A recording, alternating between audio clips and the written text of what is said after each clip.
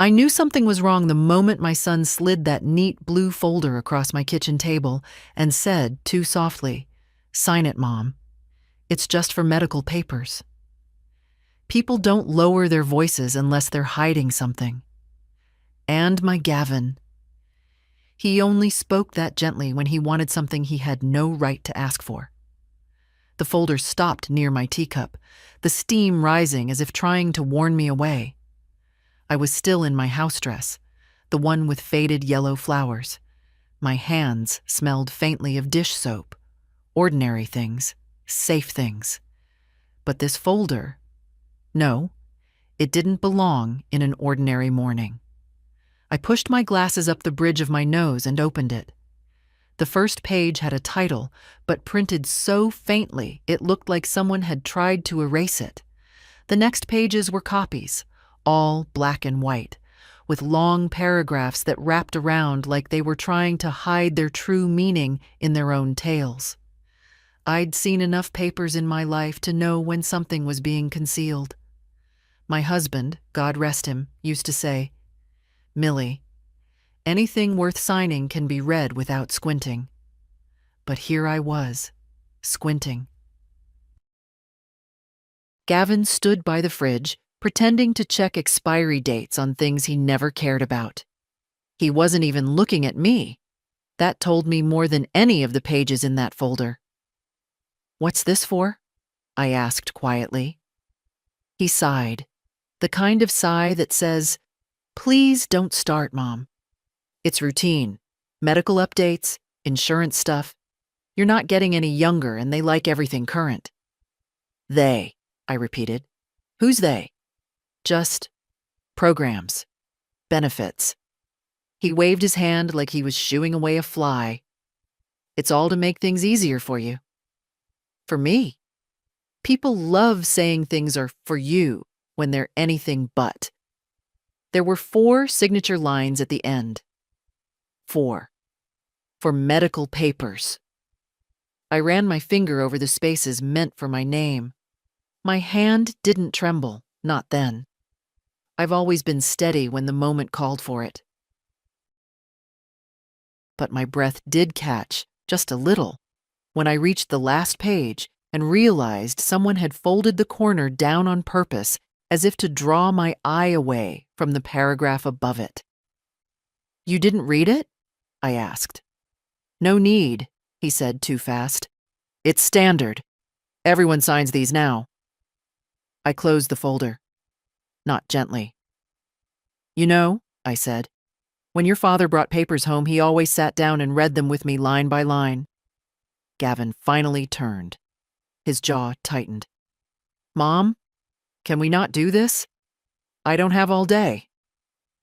I looked at him then. Really looked.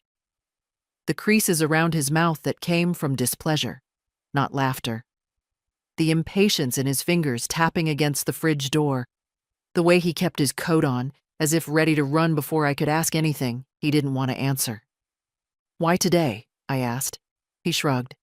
"Timing, deadlines. Things need to be updated. Please, just sign it."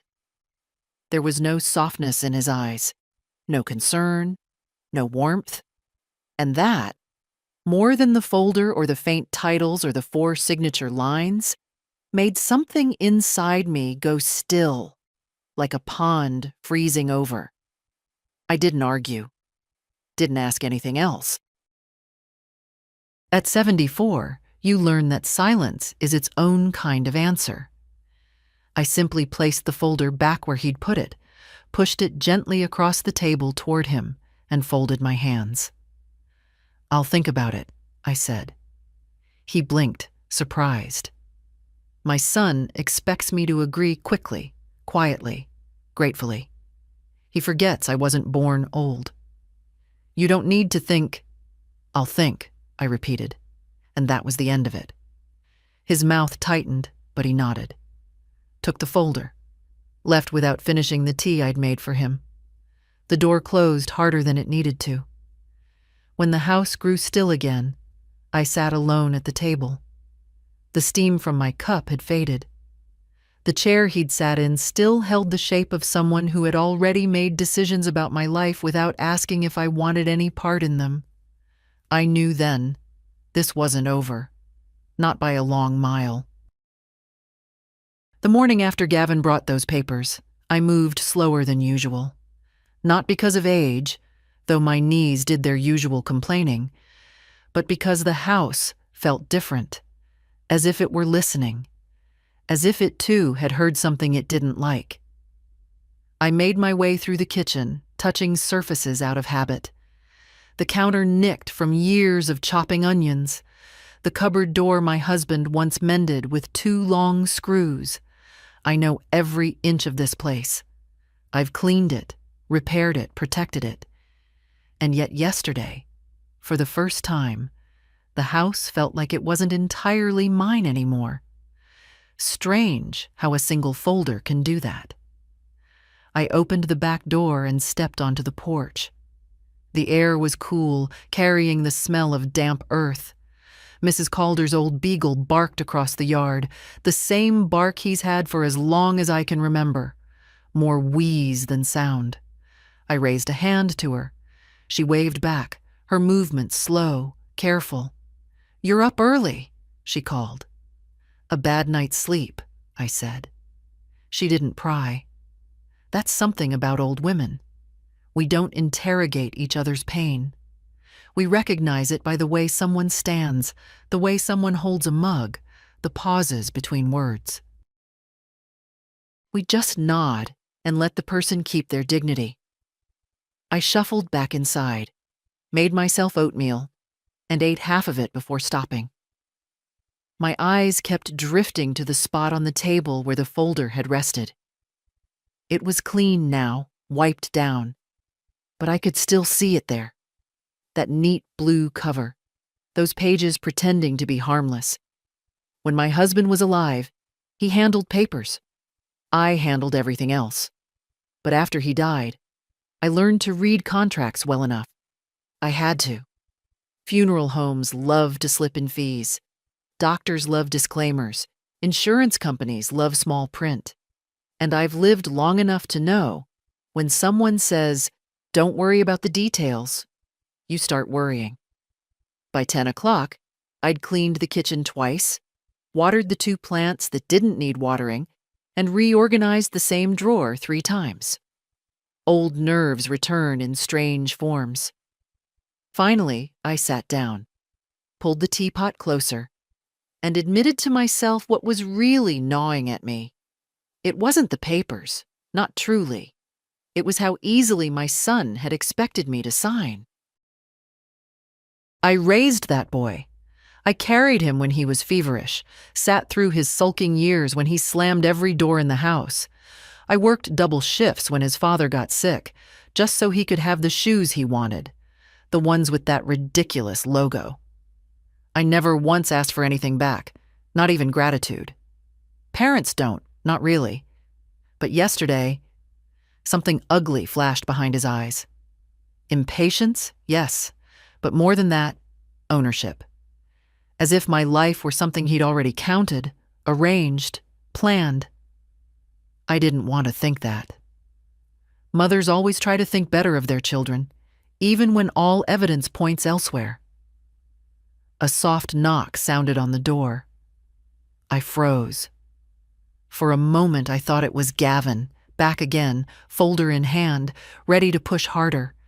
But when I opened the door, it was only the mailman, a thin bundle of envelopes in hand. "Morning, Ms. Whitcomb," he said. "Morning," I replied. 2 bills, 1 charity flyer, and an envelope addressed in a machine font I didn't recognize. I set it aside. These days, anything that asks me to act now goes straight to the bin. The rest of the day passed the way days do when you're 74 and unsettled. Slowly, quietly, with your own thoughts chasing each other like children you're too tired to stop. Around noon, I went to the living room, lowered myself into the armchair I've had since long before Gavin left home, and watched dust float in a sunbeam. It reminded me of Sundays with my husband. He'd read the paper. I'd knit something pointless, and the house felt full even in silence. Funny how silence changes when you're alone. My eyes drifted to the framed photograph of my daughter, the one I lost too young.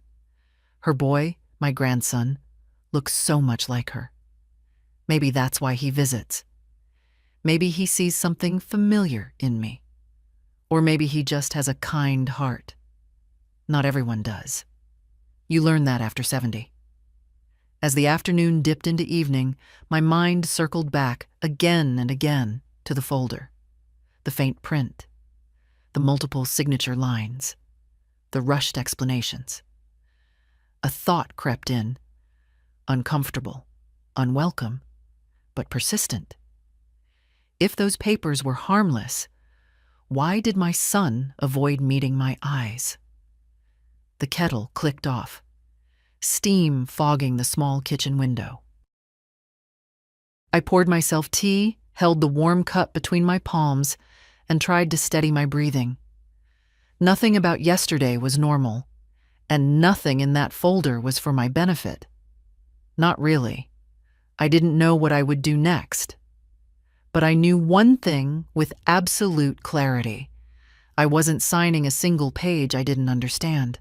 Not this time, not for anyone. I didn't plan on seeing them that day. I truly didn't. But around 3 in the afternoon, the phone rang, and my son's wife, Kendra, chirped into the receiver with that bright, brittle tone she uses when she's already decided things for everyone. "Mildred, darling, we're in the neighborhood. Thought we'd stop by. 10 minutes?" Not a question, a warning. Before I could answer, she added, "Gavin has the papers again. Oh, don't frown, it's nothing dramatic. And it'll be easier if we all sit down together." I didn't say yes, but I didn't say no either. She hung up before I could. I stood in my kitchen for a full minute, hand still hovering over the receiver. The air felt heavy, like before a storm. I straightened a dish towel that wasn't crooked. Then I put the kettle on because I needed to do something with my hands. They arrived earlier than 10 minutes. Of course they did. Their car pulled up as if the driveway belonged to them. Gavin got out first, looking tired of everything, especially me. Kendra followed, adjusting her hair in the reflection of my window before knocking. She always knocks like she's calling a dog. Light, fast, impatient. I opened the door, and her perfume washed over me. Something citrusy and expensive that clashed with my house's old wood and lavender cleaner. "Mildred," she said, stepping inside before I invited her. "You look wonderful. Are those new slippers?" "No," I said. "Oh." She blinked, the way she does when someone fails to play along. Gavin came in slower, eyes cast around my kitchen as if inspecting structural faults.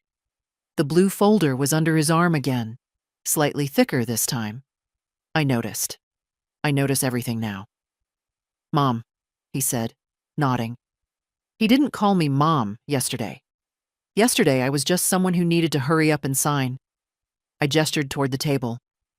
"Sit." They didn't sit.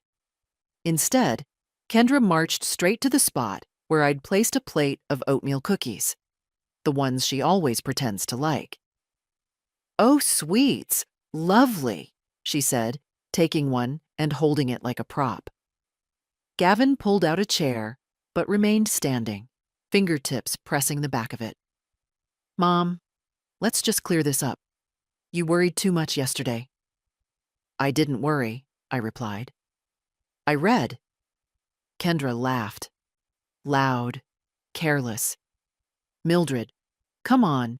You're overthinking. It's normal paperwork." Everyone deals with this when parents get older. Older. The way she said it, as if it were a diagnosis. Gavin opened the folder and turned it toward me. "Here. See? Same thing as before, just updated." But it wasn't the same, not even close. The margins were narrower, the paragraphs denser, and this time there were tabs, little yellow flags marking where they wanted me to sign. 6 of them now.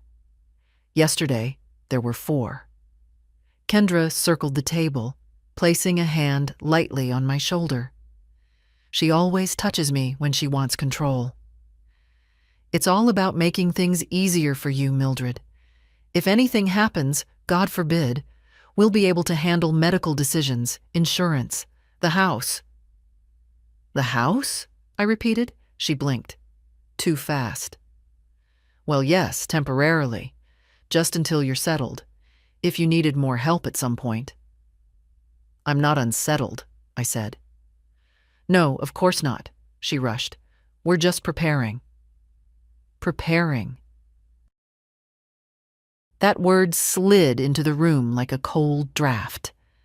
I turned a page in the folder. The print was small enough to make my eyes ache. Something about temporary transfer of property oversight in the event of diminished capacity. That phrase, diminished capacity, made something deep in me clench. My voice stayed quiet. It always does. Did either of you read this? It's standard, Gavin said. Standard for what? He exhaled sharply. Mom, you don't need to make this difficult. There it was, the impatience, the edge behind his tone. As if my caution was an inconvenience, as if my life were an administrative form he needed filed by 5 o'clock. Kendra glanced at him, then leaned closer to me. Her smile was soft, like a nurse trying to coax a confused patient. We just want to help. Your health hasn't been perfect lately, and these decisions, they're complicated. But you trust us, don't you? Trust. The word felt foreign in my own kitchen. I trust what I can read, I said. I pushed the folder slightly away, just an inch, but you'd think I had thrown it. Gavin's jaw tightened. Mom, sign it, please. And I saw it clearly, the shift behind his eyes. Not worry, not care, urgency. Pressure. Something he needed from me that he didn't want to explain. Kendra stepped back, folding her arms. Her sweetness slipped, just a little. If you won't sign, Gavin can't finalize the arrangements. We're trying to ensure you're comfortable. Comfortable, I repeated. Where? Silence. Not long, but long enough. Gavin stared at the table. Kendra looked at the ceiling. My heartbeat slowed in that strange way it does when you recognize a truth before anyone says it. I stood. I'll review this, I said calmly, alone. Kendra laughed again, but it wasn't laughter anymore. It was disbelief. You can't understand those kinds of documents without help. I understand more than you think. They exchanged a glance, a silent argument, a flicker of something sharp between them. Then Gavin snapped the folder shut. Too hard. Fine. We'll come back tomorrow. They left as abruptly as they'd arrived, their footsteps echoing down my porch steps like a retreating verdict. When their car finally backed out of my driveway, I sat at the table again. The indentation where the folder had rested was still visible in the tablecloth. I laid my palm over it. Cold. Flat. Warning me. Whatever they wanted from me, it wasn't kindness, and it wasn't for my comfort. I didn't sleep well that night. My mind kept circling the same thought, steady and cold.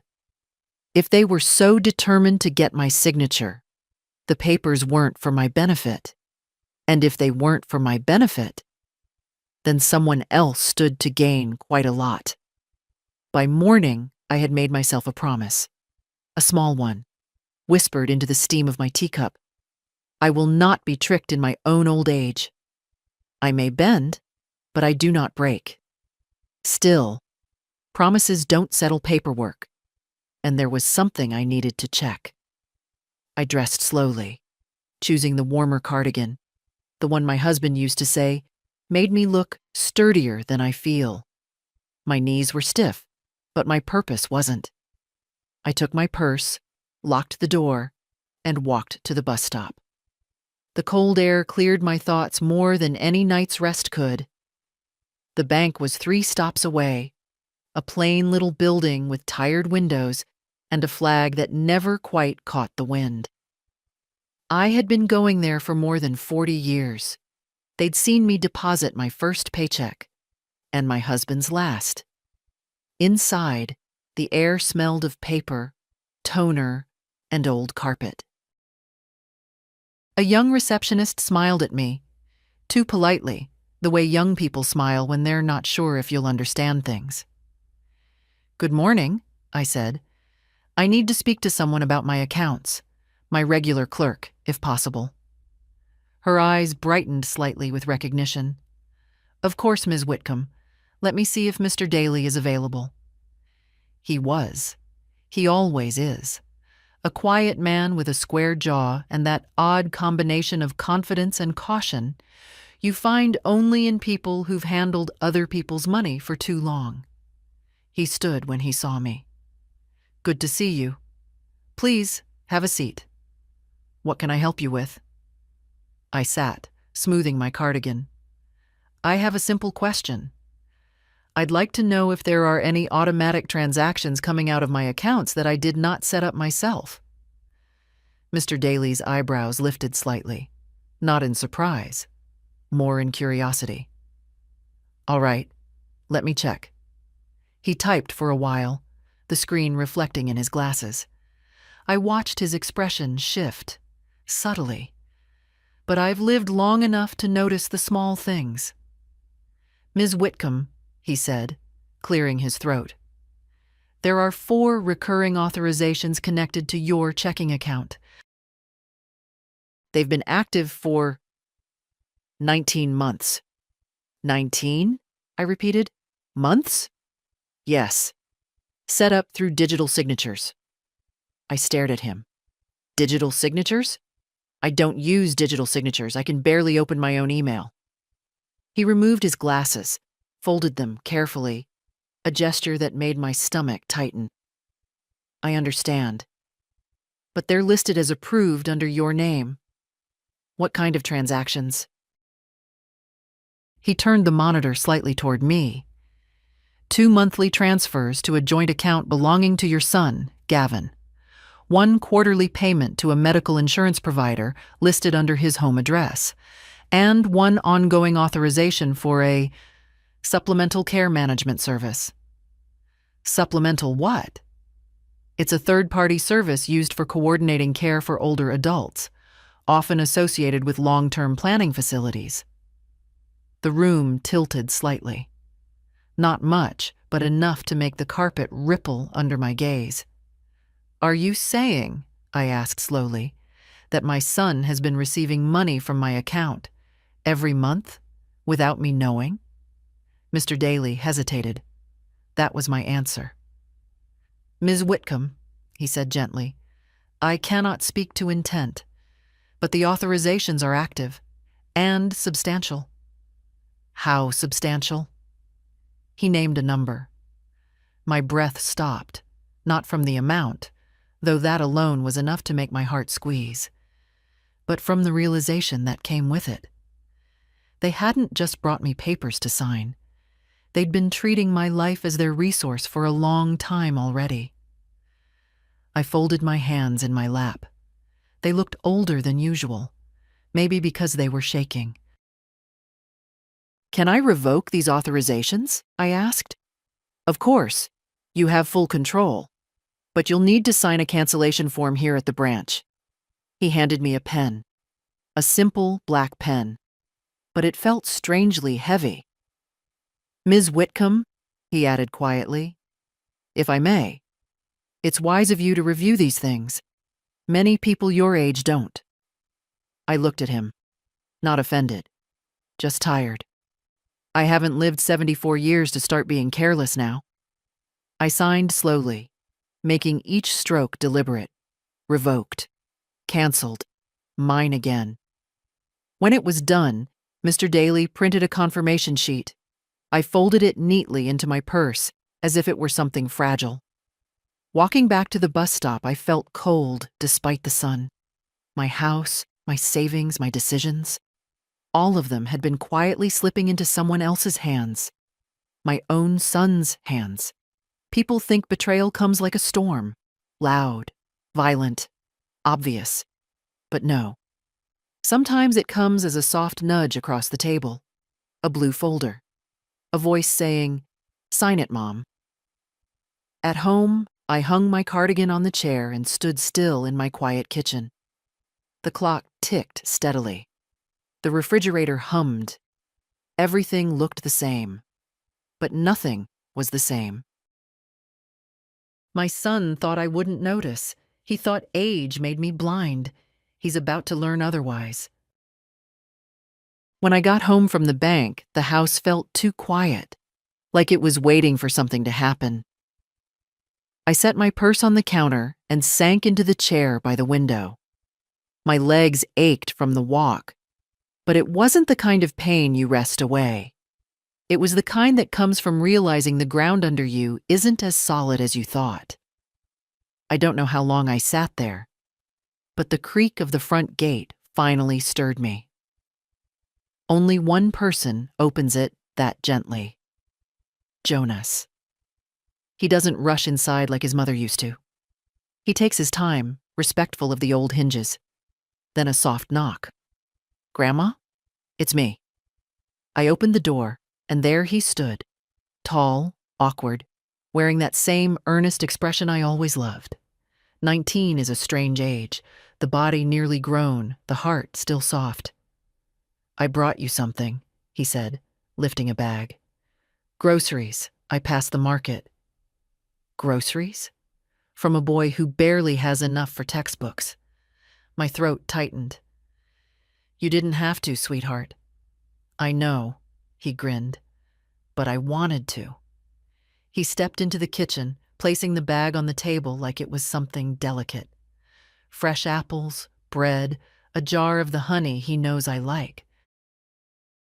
Small things, but chosen with care, the way people choose when they aren't trying to impress or manipulate. "Are you all right?" he asked. "You look tired." I hesitated. I never wanted him to carry burdens that weren't his, but his eyes, his mother's eyes, had a way of drawing truth out of me. "I had a long morning," I said. "Bank matters." He pulled out a chair and sat, elbows on his knees. "Nothing bad, I hope." "Just things I needed to check for myself." He didn't push. That's something about Jonas.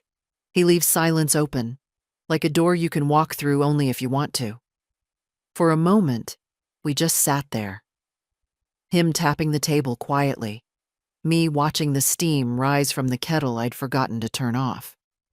"You know," he said, picking up an apple. "Mom used to tell me how Grandpa hated paperwork.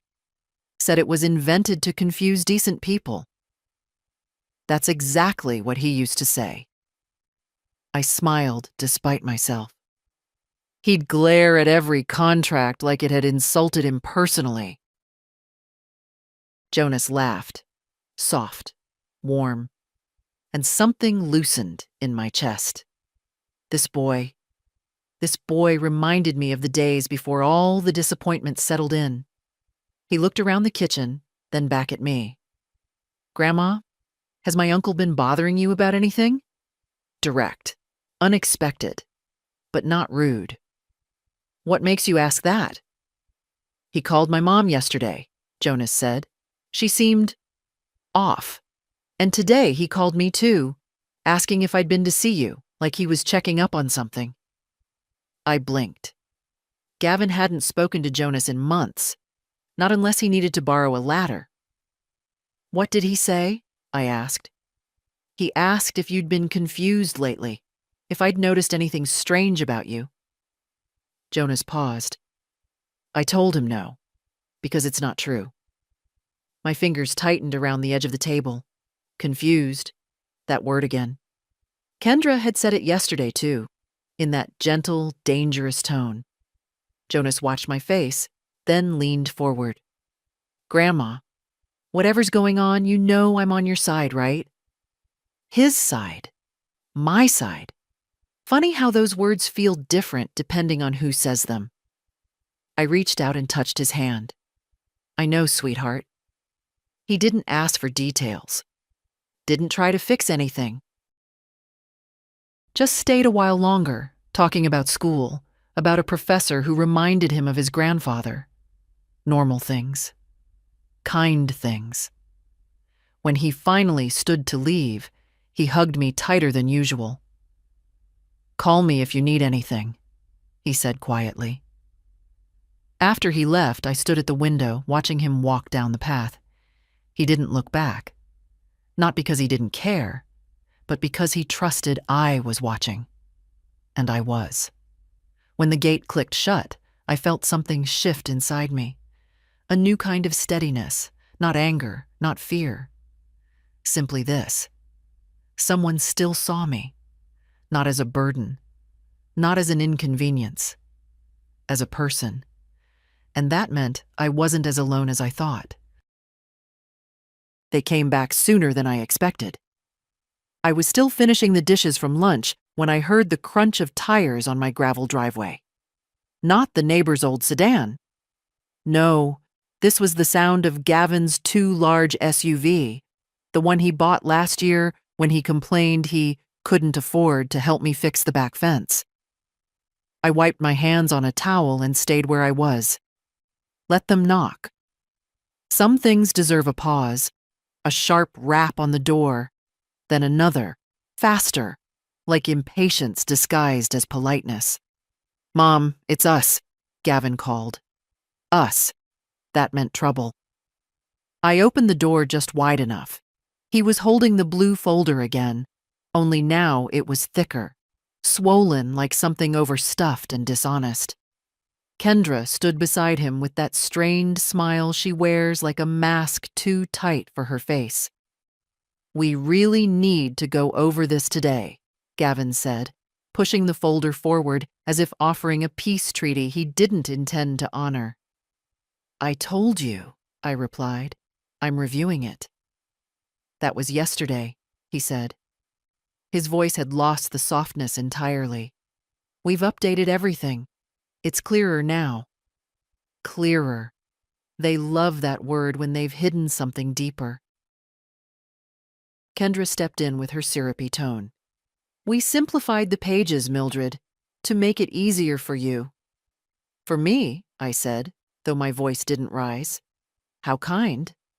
She either missed the sarcasm or pretended to. We even marked the important lines with new tabs. Indeed, they had. Bright green tabs this time. 6. No, 8. As if adding more signatures would make things clearer. Why don't we sit? She said, already moving toward the kitchen table. But I stayed by the doorway. Something in me refused to step aside. We'll stand. Gavin sighed sharply. Mom, don't make this difficult. I looked at him. Really looked.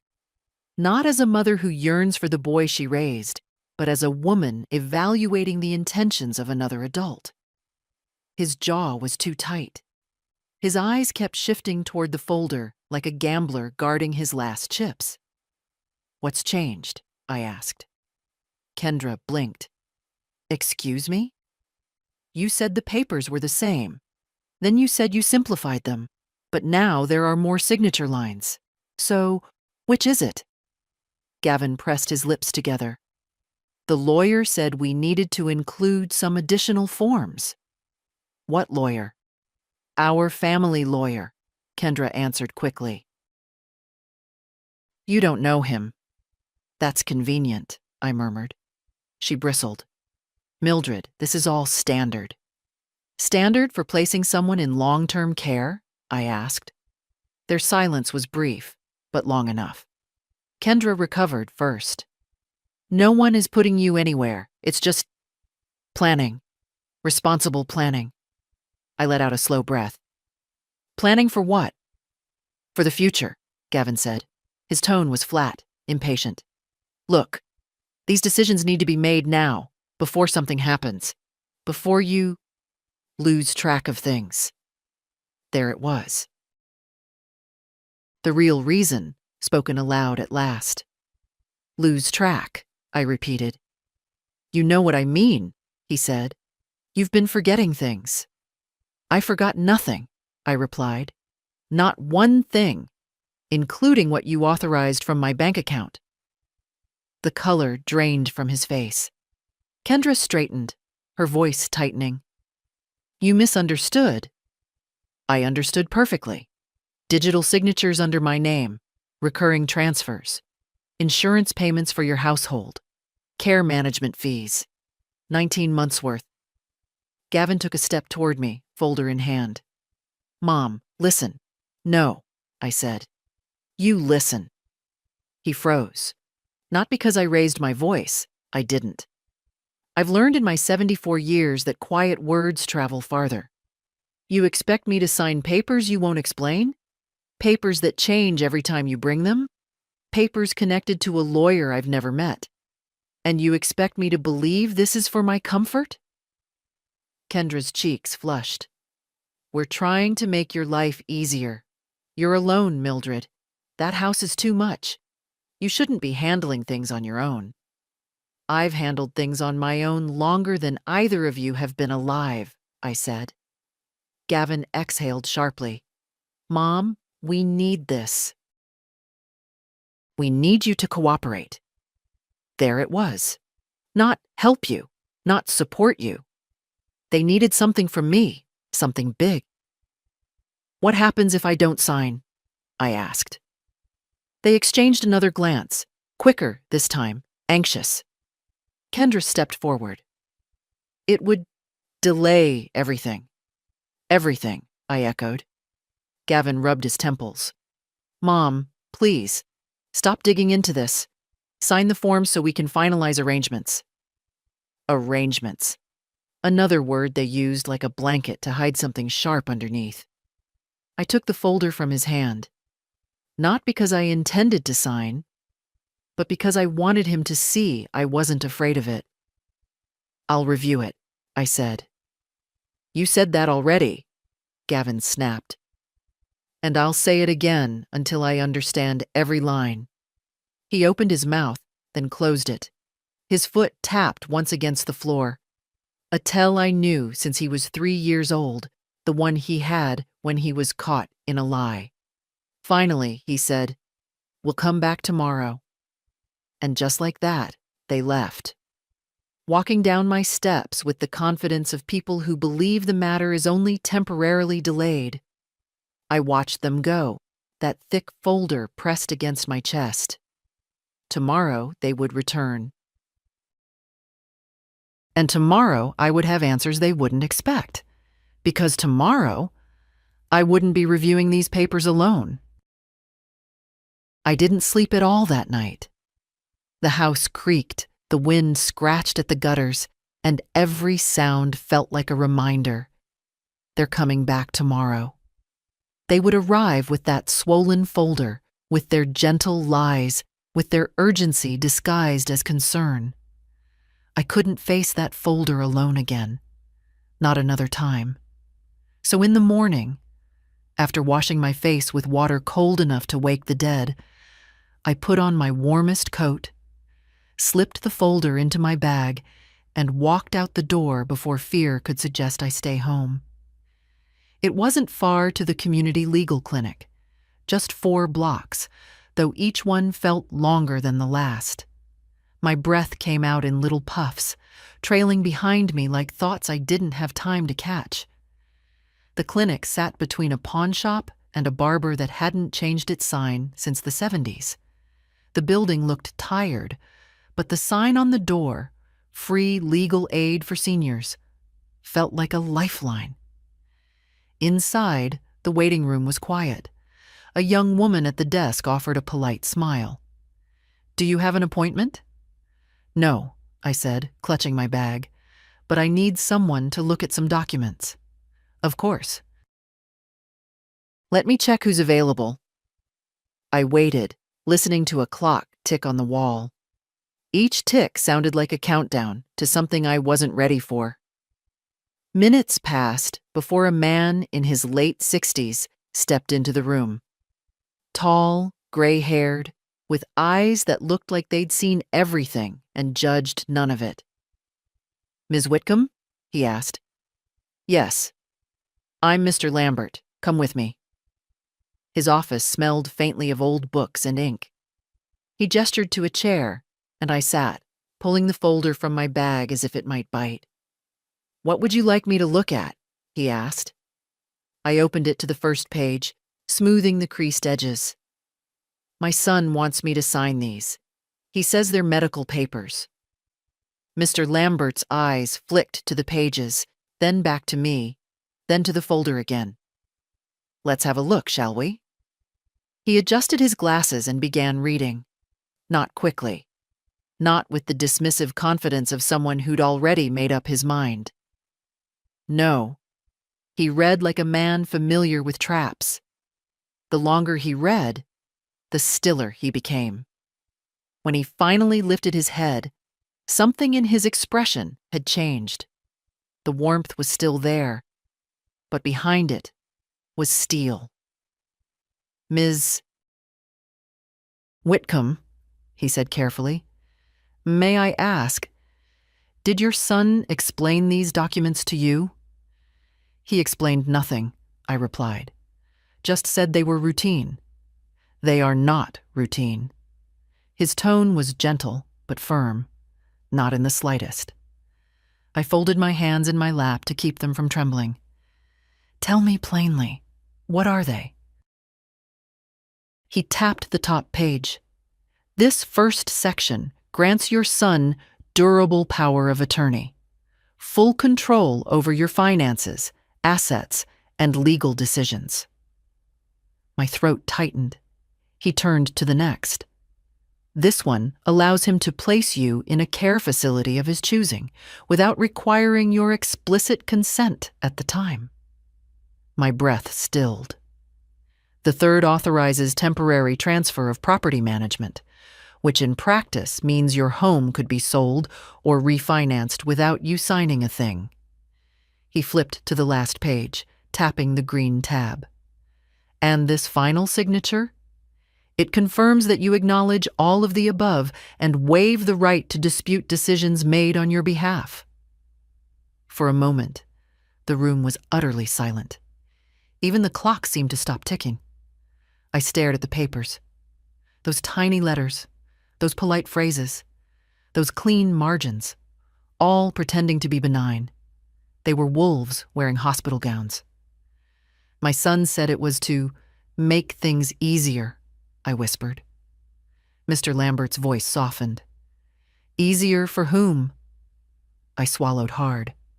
"For him." He closed the folder gently and slid it back to me. "Ms.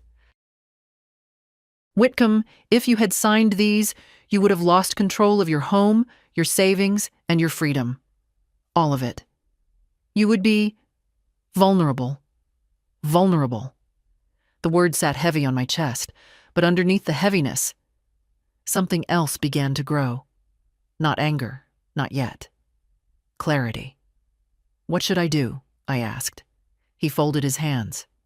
"Do not sign anything they bring you, not one page. And if they pressure you again, you come straight back here." I nodded slowly. "They're coming tomorrow." "Then tomorrow," he said, "you will be ready." When I left the clinic, the cold air hit my face like truth. I walked home with the folder clutched tight under my arm, not because I feared losing it, but because now I understood exactly what it was. Not paperwork, not planning, not help. It was a trap, set by the two people who should have protected me. But they underestimated something important. I may be 74. I may move slowly. I may forget where I put my glasses, but I do not forget who I am, and I do not go quietly. The walk home from the clinic felt longer than it should have. My legs were steady, but my mind My mind kept replaying Mr. Lambert's voice. You would have lost everything. Funny how a stranger can say a thing so gently, and it still hits like a blow to the ribs. When I reached my porch, I stopped with my hand on the railing. The paint was peeling in one spot. I'd been meaning to fix it for months. My husband always kept this porch spotless. I stood there for a moment, letting my fingers rest on the chipped wood. Look at me now, I whispered to him. 74 and nearly walked into a cage I didn't see. Inside, the house felt different again, but not like yesterday. Yesterday, it felt invaded. Today, it felt like it was standing with me, waiting for my next move. I put the folder on the kitchen table, not in its old spot. No, I placed it right in the center. A wounded thing laid bare. I stared at it a long time, arms folded, kettle humming softly behind me. If I had signed once, it would have been over. A single pen stroke, and my life would have slipped into my son's hands like sand through fingers. How easily trust can be betrayed. How quietly. I made tea, but I didn't drink it. Just held the cup, letting the warmth settle into my palms. My breathing slowed. My thoughts straightened. They would come tomorrow. Confident. Prepared. Expecting me to yield the way I always had. But something had changed. Not in them. No. They'd been like this for a long time. The change was in me. I pulled out my notebook, a small, worn thing with a cracked spine. I opened it to a clean page and started writing. Not sentences, just facts. Straight lines of truth. Recurring transfers. Insurance tied to their address. Care facility authorization hidden in paperwork. Power of attorney disguised as medical form. Refusal to explain. Urgency. Pressure. Lies. The page filled fast. I didn't need to embellish. Facts speak for themselves. When I finished, I laid my pen down and exhaled. Writing it out stripped the fog from everything. It all looked so plain, so predictable. People show you who they are long before you ever believe them. The afternoon light shifted in the window. Dust floated lazily in the beam, the way it always does. Nothing special. And yet, sitting there, I felt like a different woman than the one who woke up that morning. I wasn't scared anymore. Wary, yes, but not scared. I got up and moved around the house, touching familiar things. The frame of my daughter's picture, the dented mixing bowl from our early marriage, the clock that still loses 3 minutes a week. These things reminded me of every version of myself I had ever been. The girl who worked nights to buy her first car. The young mother who knew how to stretch $1. The wife who cared for a dying husband without ever once asking, "Why me?" The woman who buried half her heart when her daughter died. The grandmother who kept going anyway. A woman like that does not crumble over a folder. By 6 o'clock, the sky outside had turned a soft blue, the kind that looks almost tender. I sat back down at the table, folded the folder shut, and placed my hand on top of it. They think I'm fragile, I said aloud. Old. Easy to sway. The house stayed quiet, but it felt like it heard me. I've survived more storms than they've ever seen. Something untied itself in my chest, a knot I'd carried for years without even noticing, the knot of always being agreeable, accepting, grateful for scraps of kindness. It loosened all at once, and I breathed more deeply than I had in weeks. They would return tomorrow, yes, but tomorrow they wouldn't find the woman they left behind. After dinner, a simple soup I barely tasted, I washed the dishes and dried them carefully, as I always do. I set everything in its place. Order matters when life tries to become chaotic. Before bed, I took the folder one last time and slipped it into a drawer. Not hidden, just moved. Out of sight, but not out of mind. Then I turned off every light and let the house settle into darkness. I lay awake, but not in worry, in clarity. Tomorrow, when they knock, I will not tremble. Tomorrow, I will know exactly who I am. And tomorrow, they will learn it too. They arrived earlier than usual. I heard the car before I saw it. That low, expensive hum Gavin's SUV makes when it climbs my driveway. I was standing at the sink, rinsing my teacup, when the sound tightened every muscle in my back. Not from fear, from readiness. A firm knock followed, not polite, not gentle. A knock that assumed the door would open. I dried my hands slowly. Let them wait. When I opened the door, Gavin stood there with the blue folder pressed to his chest like a shield. Kendra hovered behind him, her smile stretched too wide as if she were trying to hold something in place. Her patience or her story. "Mom," Gavin said, "we need to talk." I stepped aside just enough for them to enter. Not more. Kendra walked in first, scanning the room as though expecting to find someone else. Maybe they thought Jonas was here, or maybe they feared a witness. "We don't have much time," she began. "The lawyer wants these forms finalized today, so we should—" I raised my hand, just slightly. A small gesture, but enough to stop her mid-sentence. "Sit," I said. They sat. Not because they wanted to, but because something in my voice left no room for choice. I took my seat opposite them, no cookies on the table, no tea. This wasn't a visit. This was a reckoning. Gavin tapped the folder once, then pushed it toward me. "Here. Everything is updated, simplified, and clarified. You can sign at the marked tabs." "Clarified," I repeated. "Interesting word." "Well," Kendra rushed in. "After yesterday, we realized the language might have been confusing, so I wasn't confused," I said calmly. "I asked direct questions. You avoided them." A flicker of irritation crossed her face before she smoothed it away. "Mom," Gavin sighed, "why are you making this harder than it needs to be? We're trying to help you. You're alone in this house. You need support. Professional support." There it was again. Support, the word they used when they meant control. "I visited the legal clinic yesterday," I said quietly. They froze. Not dramatically, not with gasps. No, it was smaller than that. A tightening around the eyes, a shift in posture, a brief, sharp breath. "You went where?" Gavin asked. "I had someone review the documents." Kendra's lips parted, then closed again.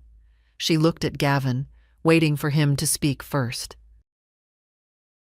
"And what exactly did they tell you?" he asked, voice too controlled. I opened the folder gently, turning it so they could see their own tabs glowing bright green. "That these papers would give you control over my finances, my property, my medical decisions, my home, and ultimately, my freedom." Gavin exhaled through his nose, like someone bracing for an argument. "Mom, that's an exaggeration." "No," I said. "It's the plain truth written in small print." He leaned forward, palms on the table. "You don't understand how complicated things get when people your age decline.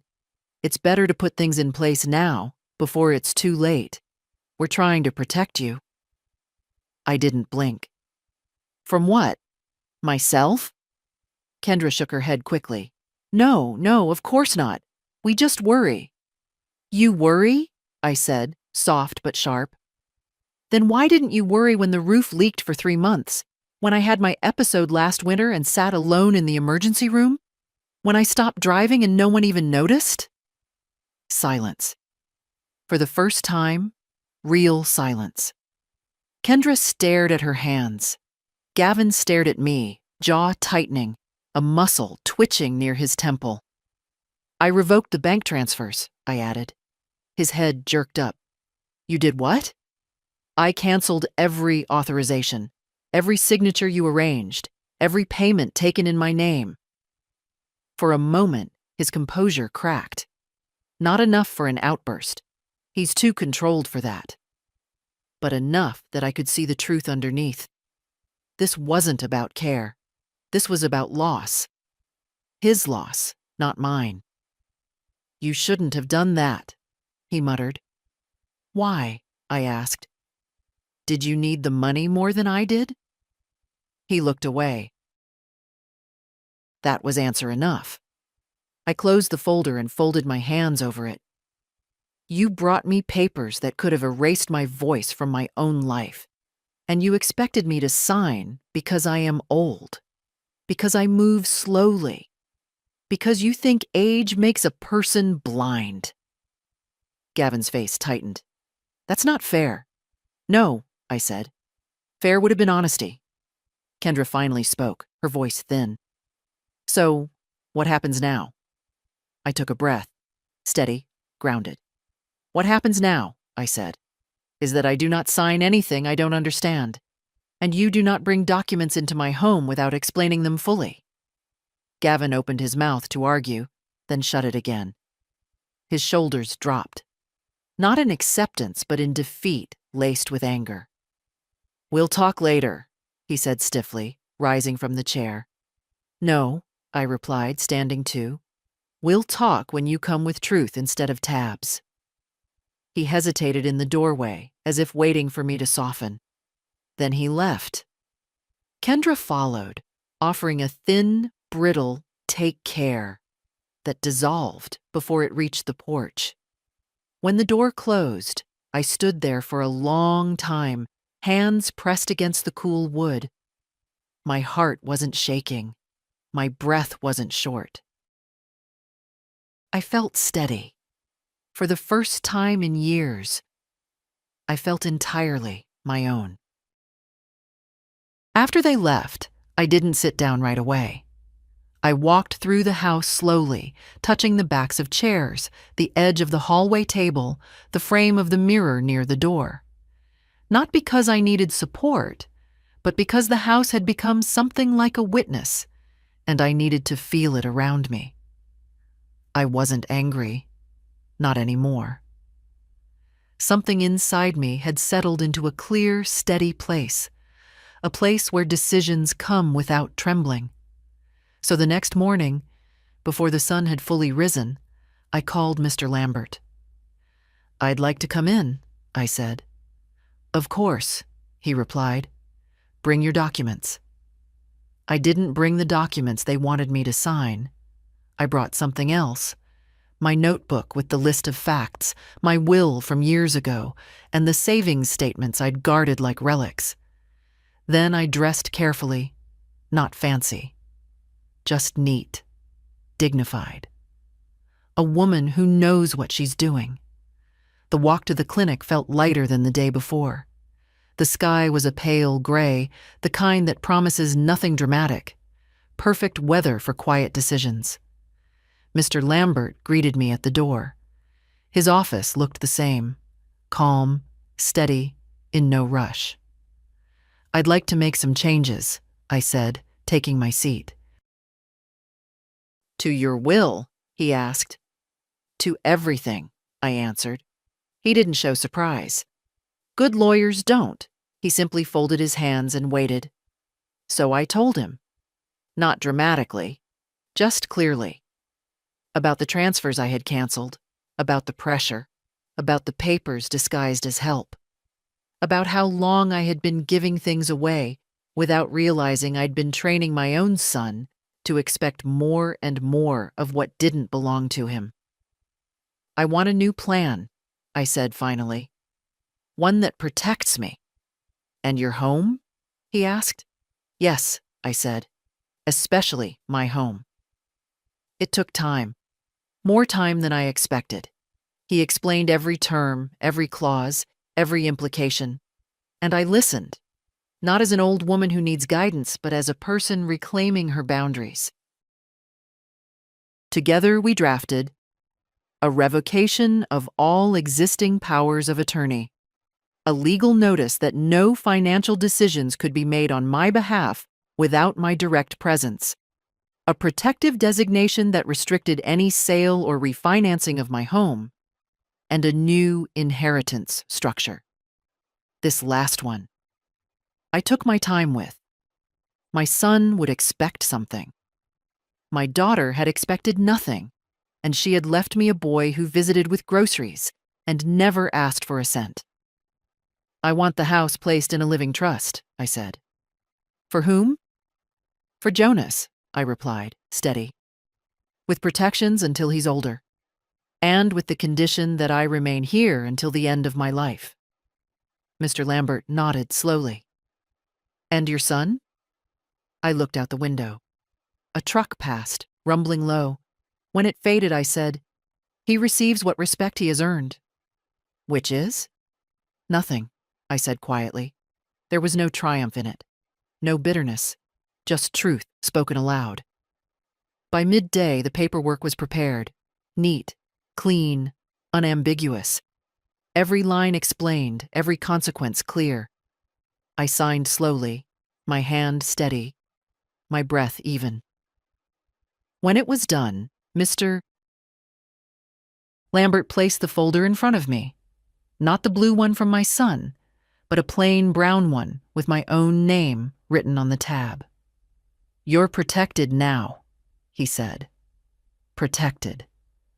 A word I hadn't felt in years.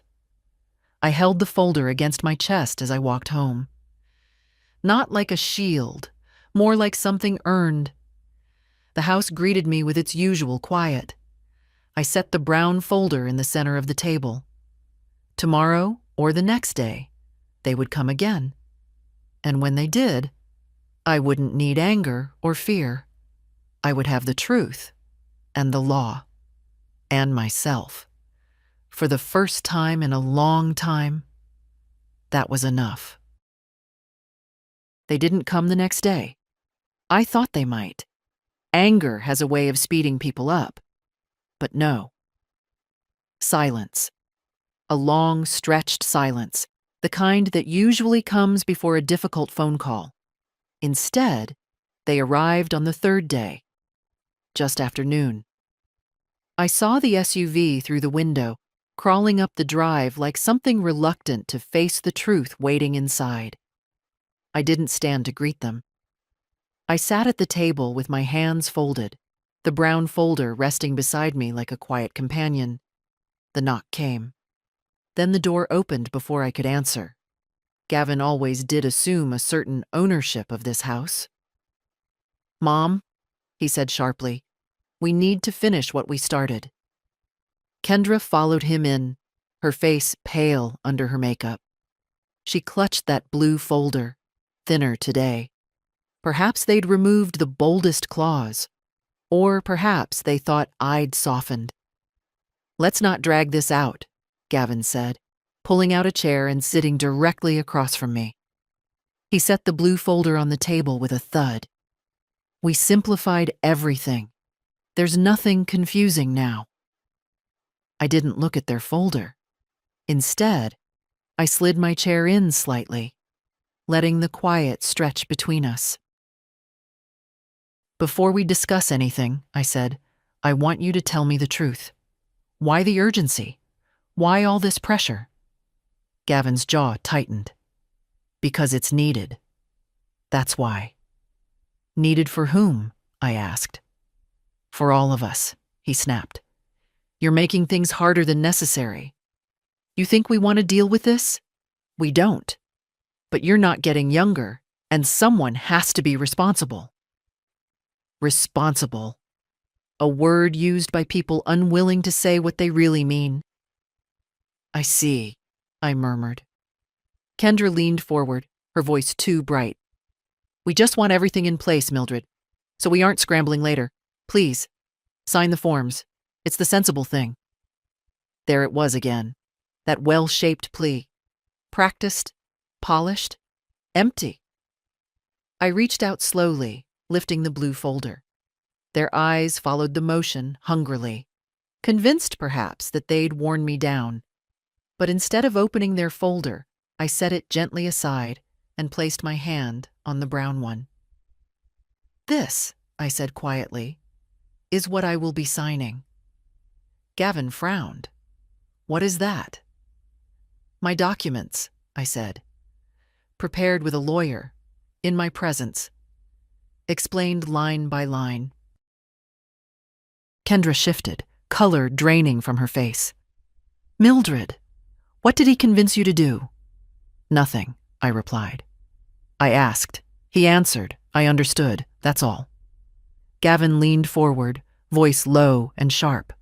"What's in it?" "Protections," I said. "For my home, for my finances, and for myself." He stared at me, confusion mixing with anger. "Protections from who?" "From anyone who would take my life out of my hands," I said. It landed between us like a stone dropped into still water. Kendra swallowed hard. "So, you're refusing?" "No," I said, meeting her eyes. "I am choosing." She sank back, hands twisting in her lap. Gavin stayed rigid, as if his body were trying to hold on to the last bit of control. "Let me see that," he said, nodding toward the brown folder. "No," I said softly. His nostrils flared. "You don't trust me." I didn't look away. "I trust your behavior. It showed me what I needed to know." For a moment, none of us moved. The refrigerator hummed. A branch brushed against the window. The house held its breath. Gavin closed his eyes, jaw pulsing. "So that's it," he muttered. "You're choosing a stranger's advice over your own family." "I'm choosing my safety," I said. "My dignity. My voice." He pushed back from the table abruptly, the chair scraping across the floor. "Unbelievable." Kendra stood more slowly, her eyes shining with something between fear and resentment. "If anything happens," she said, "don't say we didn't try to help." "You didn't try to help," I answered. "You tried to take over." She flinched. Gavin reached for the blue folder, stuffing it under his arm, like a defeated soldier gathers his gear. At the door, he paused, his back stiff. "This isn't over," he said. "For me," I replied quietly, "it is." He left without another word. Kendra followed, not looking back. The door shut softly. So softly it surprised me. I sat there a long time afterward, my hand resting on the brown folder. No shaking, no doubt. Just a calm so deep, it felt like it reached all the way down to the girl I used to be. I had expected this moment to feel like a battle. Instead, it felt like finally breathing. They didn't stay away for long.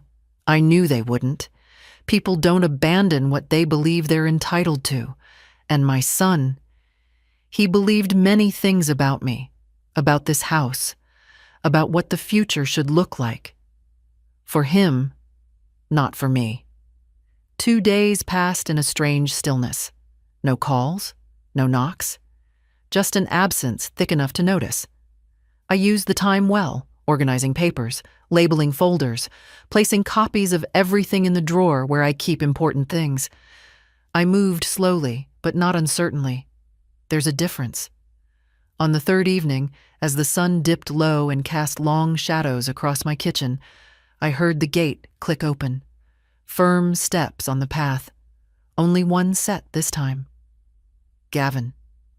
He didn't knock. He opened the door and stepped inside like a man entering his own property. "Mom," he said, breath tight, "we need to finish this." He held no folder, no gentle tone, no polished explanations, just a tension in his shoulders that made him look smaller, not larger. I wiped my hands on my apron, I'd been chopping vegetables, and pointed to the table. "Sit." He sat, but not fully, just perched, ready to spring. His eyes went to the brown folder beside my teacup. "What's in there?" he asked. "My decisions," I said. "Decisions you made without talking to us." "I tried," I said. "You handed me documents you wouldn't explain." He rubbed his forehead. "Mom, you're being impossible. We're trying to avoid chaos later. You think I want to handle your care, your house, your bills? I'm doing this because it has to be done." "And yet," I said, "it only had to be done once you could benefit from it." His eyes flashed. "That's not fair." "It's honest," I replied. He lowered his gaze for a moment. Not in shame, no, but in calculation. Then he looked back up. "Fine. Show me what you signed. Let's go through it together." "No," I said gently. "I don't need to go through it with you." His mouth twitched, as if he couldn't decide whether to argue or laugh. "Mom, you don't understand how this makes us look." "To whom?" I asked. "To the neighbors? To Kendra? To your lawyer?" "To you," he snapped. "It makes us look like villains." "You're not villains," I said softly. "You're just people who made choices, and I'm making mine." He stared at me then, really stared, searching my face for something. Weakness, confusion, regret. Something he could use. He found nothing. Finally, he exhaled. "So that's it? You're cutting me out?" "I'm protecting myself," I said. "You chose what you chose. I chose what I must." He leaned back, shaking his head. "I can't believe this. After everything I've done for you." It was an old line. He'd used it many times in many forms. I didn't argue. I didn't list the things I'd done for him. The diapers, the late nights, the loans, the quiet sacrifices. Those things were true, but unnecessary now. "I'm not measuring the past," I said. "I'm protecting the present." He stood up suddenly, pushing the chair back with too much force. It scraped across the floor, startling the quiet. "You're going to regret this," he said, voice sharp as winter air. "Perhaps," I said, "but regret is better than surrender." He went still. Maybe the words surprised him. Maybe the calm did. He'd always mistaken my silence for softness. He'd never understood that a quiet person can make decisions louder than any shout. "Show me the papers," he demanded one last time. "No," I said again. "They're mine, not yours." He stared at me, hands clenched, jaw tight.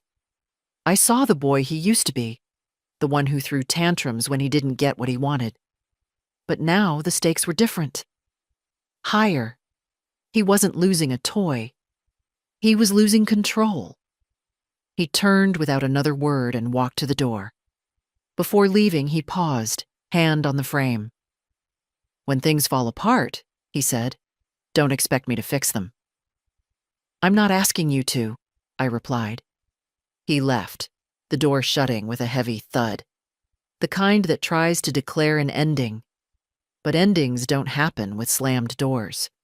They happen in quiet rooms, with steady breaths and choices made alone.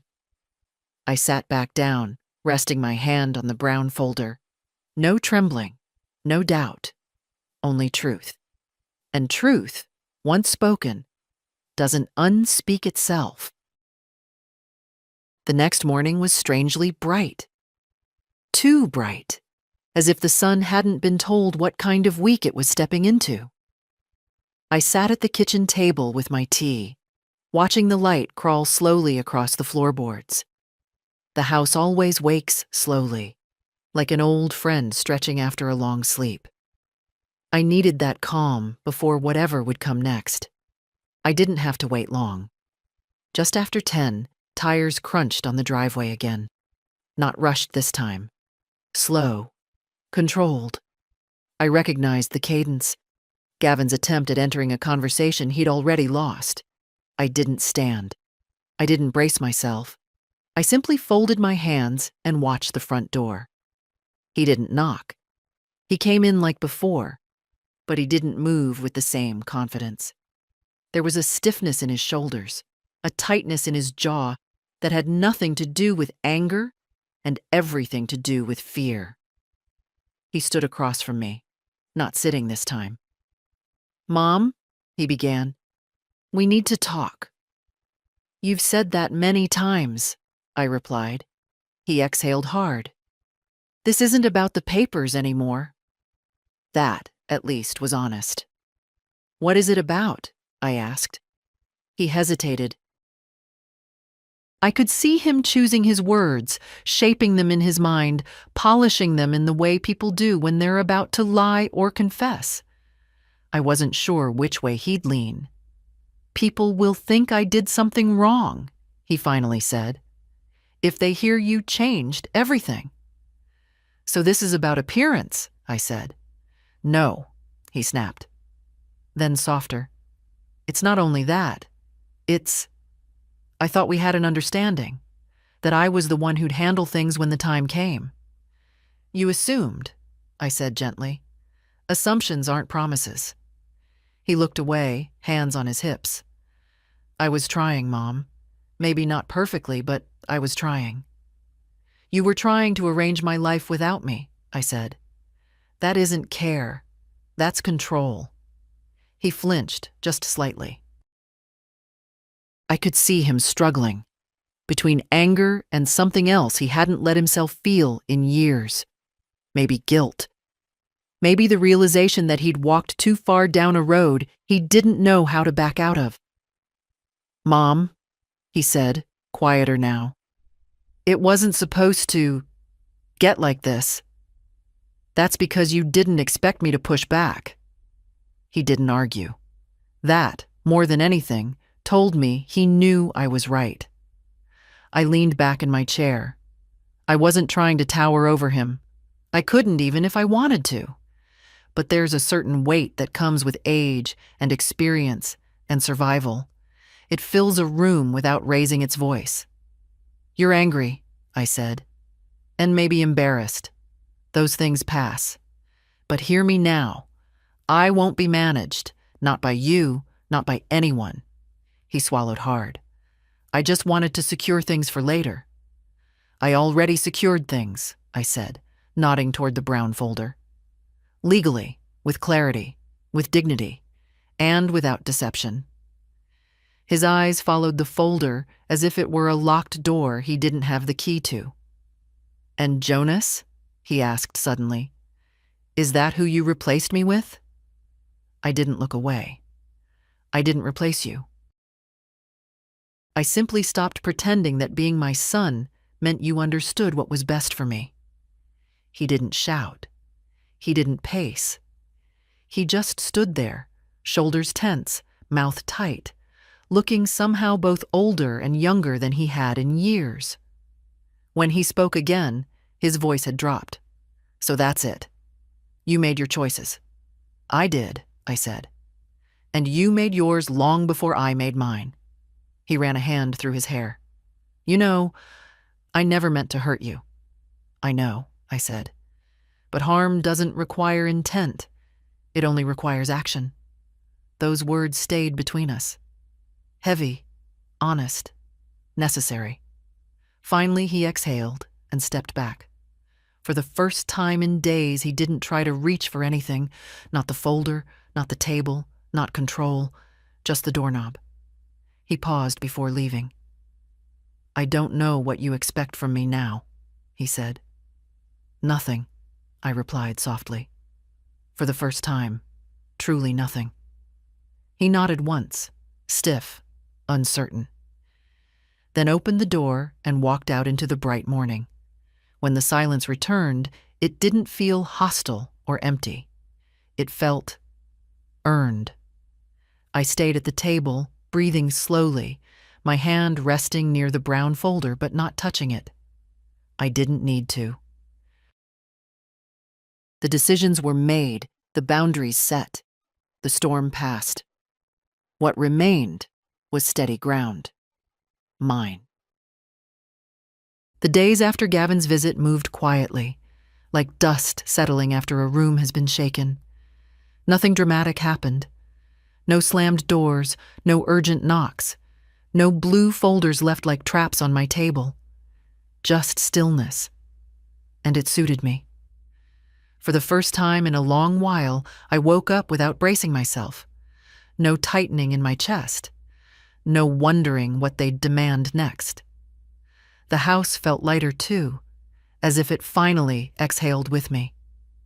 I spent a morning tending to small things I'd postponed for months, sewing a loose button on my coat, mending the hem of the curtain in the living room, wiping down the picture frames in the hallway. Quiet chores, nothing important. But I did them slowly, gently, the way you touch something you're reclaiming. It wasn't until the afternoon that the phone rang. Kendra. She didn't bother with greetings. "Mildred," she said, breathless in that irritated way she gets when life refuses to bend to her plans. "Gavin told me what happened. I imagine he did. This is difficult for us," she continued. "You need to understand how it feels being cut out. It isn't fair." Her version of fair had always meant convenient for her. "You and Gavin made choices," I said calmly. "I made mine." There was a long, thin silence. Then she lowered her voice to that sugary softness she uses when she wants something. "We just want to be sure you're safe, that you're taken care of." I looked around my kitchen.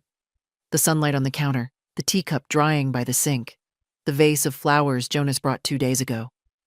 Peace in small things. "I am taken care of," I said. "By myself, and by people who act with honesty." She didn't like that answer. I heard her breath catch. "So, you're really doing this? You're really going through with all these changes?" "Yes," I replied. "You'll regret it," she said, and the sweetness snapped, revealing the brittle metal beneath. "Maybe," I said, "but regret will be mine, not something handed to me under a tabbed page." She hung up without saying goodbye. I didn't take it personally. Some people break loudly when control slips through their fingers. Others break quietly, but they break all the same. As for me, I brewed tea and sat by the window, letting the afternoon sun warm my knees. A small luxury. The next day, Jonas visited. He knocked softly, as always, and stepped inside with a grocery bag swinging from his hand. "Grandma, you look different," he said. "How so?" "Lighter," he said, smiling, like someone opened a window. I smiled back. The boy had his mother's eyes, clear, earnest, never looking past me to something he wanted. We sat at the table, sharing fruit he'd brought. He told me about a project at school, something about architecture and light, how spaces feel different depending on how they're built. He spoke with his hands, animated and sincere, and I found myself thinking, yes, houses hold their stories, and people do too. After a while, his expressions softened. "Mom said Uncle Gavin's been upset." "I know." "Is everything okay?" he asked gently. "Yes," I said. "For the first time in a long while, things are exactly where they should be." He nodded, accepting that without needing every detail. Jonas never pushes. He leaves space for people to breathe. Before he left, he hugged me, a long, real hug, and whispered, "I'm glad you're okay." When the door closed behind him, the house felt full for a moment, not with noise, but with something better: warmth. As evening settled in, I moved through the rooms slowly. I touched the mantel where my husband's picture stood. I traced the stitches on the quilt I made after my daughter was born. I walked the length of the hallway with steady steps. This house has seen grief, yes, and strain, and loneliness. But it has also held laughter, and care, and small, stubborn kinds of love. Now it held something else, too. Something I had forgotten belonged to me. Peace. The quiet kind. The earned kind. Not a single tab or signature could take that away anymore. The morning began with soft rain tapping against the windows. A slow, steady rhythm, like someone gently reminding the world to breathe. I sat at the kitchen table with my tea, listening. Rain has a way of making everything honest. Even thoughts sound clearer under it. I hadn't heard from Gavin or Kendra in nearly a week, not a message, not a knock. They had retreated into their own silence, and I let them stay there. Some distances aren't punishments.